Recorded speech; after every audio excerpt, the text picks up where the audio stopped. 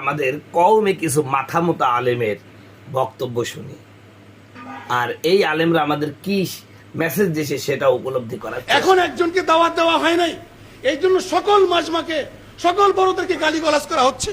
এইটা কি কওমি মাদ্রাসার দরস? এইটা কি কওমি মাদ্রাসায় পড়ানো হয়? কোথায় আদব, কোথায় তরবিয়ত? রাজনীতি করার জন্য কওমি মাদ্রাসা না, পুরা কওমি অঙ্গন থেকে ছাত্র রাজনীতি বন্ধ করতে হবে, এটা আমার প্রথম দাবি। হাফিজ হুজুর রহমতুল্লাহ আলাইহি বলছেন, ছাত্রদের 1 নম্বর রাজনীতির পড়ালেখা করা।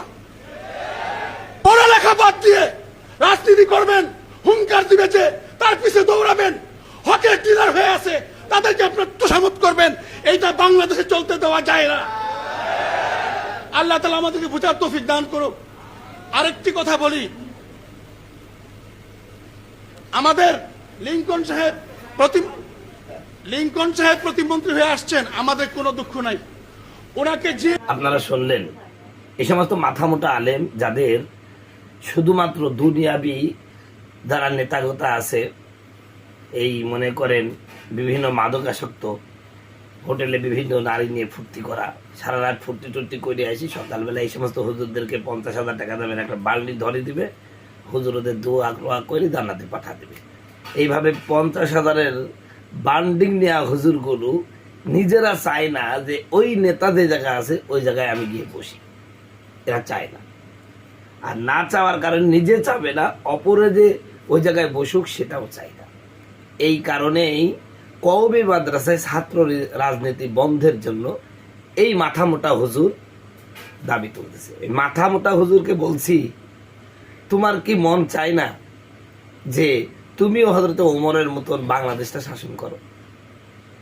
রাসূলুল্লাহ সাল্লাল্লাহু আলাইহি ওয়াসাল্লামের জীবদ্দশাটা কি পড়ো নাই? রাসূলের সিরাত পড়ো নাই? রাসূল মদিনার প্রেসিডেন্ট ছিলেন, রাসূলের সাহাবীরা প্রেসিডেন্ট ছিলেন। আর তুমি চাচ্ছ যে যারা নামাজ পড়ে না, সারা রাত নারী নিয়ে ফুর্তি করে হোটেলে, তারা ওইখানেই বসুক, আর ওরা আমাদেরকে সকালবেলায় উঠি 50,000 টাকা দেবেন, একটা বাল্ডিং দিক, আমরা ওই টাকা নিয়ে ফুর্তি হলো 3-4টা করে বিয়ে শাদী করবো, এখানে একটা মহিলা মাদ্রাসা করবো, একটা পুরুষ মাদ্রাসা করবো, পুরুষদের থেকে আনন্দ দেবো, মহিলাদের থেকে আনন্দ দেবো। তোমার এই চিন্তা চেতনা থাকতে পারে, তাই বলি কওমি মাদ্রাসায় ছাত্র রাজনীতি নিষিদ্ধের দাবি জানাও। তোমার মতো মাথা মোটা কেউ আছে? এদেশে কওমি মাদ্রাসা ছাত্র রাজনীতি চলছে বলেই এবং কওমি আলেমরা রাজনীতির মাঠে আসছে বলে আজকে প্রত্যেকটা ক্ষেত্রে কওমিদেরকে কদর করে চলতেছে। যখন তোর মতন মাথা মোটার কথা শুনে এই কওমি মাদ্রাসা এই ছাত্র রাজনীতি বন্ধ হবে, কওমি আলেম রাজনীতি থেকে দূরে থাকবে, তখন তোদেরকে অন্যান্য ধর্মের ঠাকুর দেবতা যারা আছে ওইরকম সম্মান করবে, এর বেশি না। তোরা ওর মধ্যে বসে থাকবি, বেশি কিছু হলে বাটন পাঠাবে। কি আশ্চর্য, এরা বুঝিনি কি খাই লেখাপড়া করছে। এই সমস্ত গর্ধব আকাবির গুলো কওমি মাদ্রাসার ধ্বংসের সবচেয়ে মূল হোতা, বেয়াদব এগুলো। আমি মনে করি আমাদের জীবনটা ধ্বংস করে দিচ্ছে এরা। 8টা-10টা মাদ্রাসায় বুখারি পড়াবে, প্রতি মাদ্রাসায় 10,000 টাকা করে বেতন পাবে, 10 মাদ্রাসায় বুখারি পড়ে মাসে 1 লাখ টাকা পকেটে ঢোকায়। আর যখনই কোনো আলেম কওমি থেকে একটু বড় হয়ে ওঠে, জাতীয় পর্যায়ে নেতৃত্ব দেওয়ার মতন যোগ্যতা তৈরি করে, তখনই তার পিছনে তারা লাগে। কওমি মাদ্রাসায় মামুনের পিছনে ঘুরে কেন? তুই মামুন হ। মানে এর পুরা শরীরটাই আমি দেখছি হিংসা দিয়ে ভরা, পুরা শরীরটাই হিংসা দিয়ে ভরা। শাইখুল হাদিস সাহেব রাজনীতি করে গেলেন, হাফিজি হুজুর রাজনীতি, উনি হাফিজের দলিল দিতে। আরে হাফিজ হুজুর রাজনীতি করে নাই? মুফতি আমিনী সাহেব রাজনীতি করে গেলেন, মুফতি অক্কাস সাহেব রাজনীতি করে গেলেন। আমরা মুফতি অক্কাসকে গ্রহণ করতে চাই, আমরা মুফতি আমিনীকে গ্রহণ করতে, হাফিজ হুজুরকে গ্রহণ করতে চাই, শাইখুল হাদিস সাহেবকে গ্রহণ করতে চাই। তুই কিসের আকবি বেটা বেয়াকু? খালি হিংসা করিস। তোর পিছনে কোনো ছাত্র যায় না কেন? এই সমস্ত বেয়াদব আকাবির গুলোর কওমি মাদ্রাসাগুলোর ইজ্জত সে নষ্ট করতেছে। এদের কারণে আজকে কওমি মাদ্রাসা স্বীকৃতি পাচ্ছে না। এদের কারণে কওমি মাদ্রাসার ছাত্ররা হলো প্রশাসনে, তারপরে সিভিল প্রশাসনে, তারপর বিভিন্ন বিশ্ববিদ্যালয়, বিভিন্ন জায়গায় তারা তাদের যোগ্যতা স্বাক্ষর রাখতে পারছে না। আজকে কওমি পড়ে যদি বিশ্ববিদ্যালয়ের শিক্ষক হতো, মানটা কত থাকতো?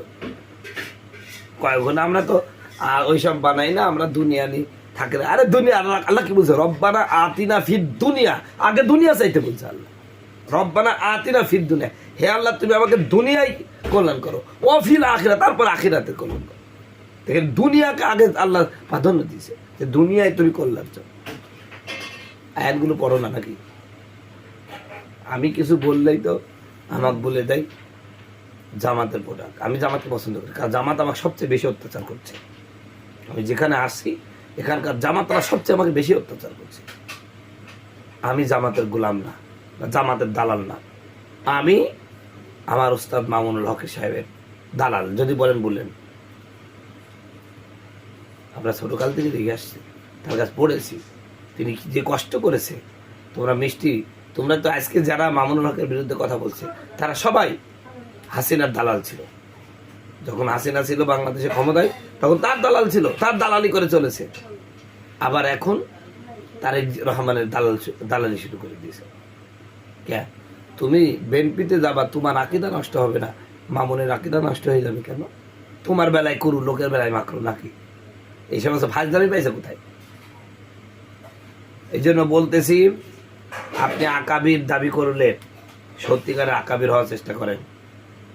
আপনি আকাবির হয়ে গেছেন বলে নবাবজাদা রসুল্লাহ খান হয়ে যান নাই যে আপনার সমালোচনা করা যাবে না, আপনাকে প্রশ্ন করা যাবে না, আপনাকে প্রশ্ন করলে বেয়াদবি হবে।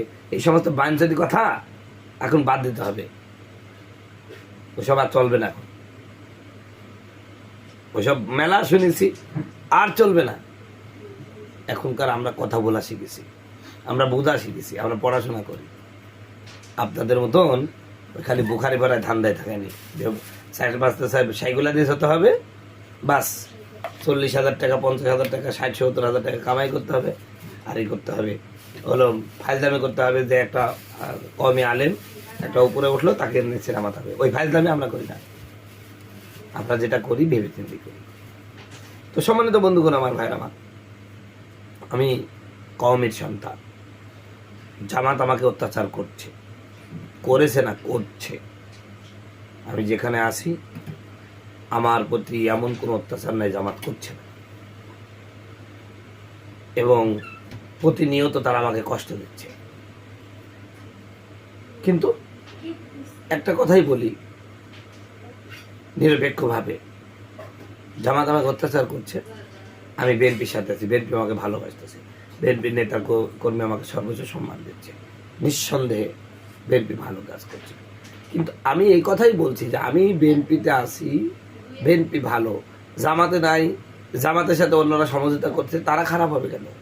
আমি বিএনপির সাথে থাকি, আমি যখন খারাপ হচ্ছি না, তাহলে আরেকজন জামাতের সাথে থেকে সে খারাপ হবে কেন? এটাই আমার প্রশ্ন। সে তো খারাপ হতে পারে না, বরং আপনার মনেই সমস্যা।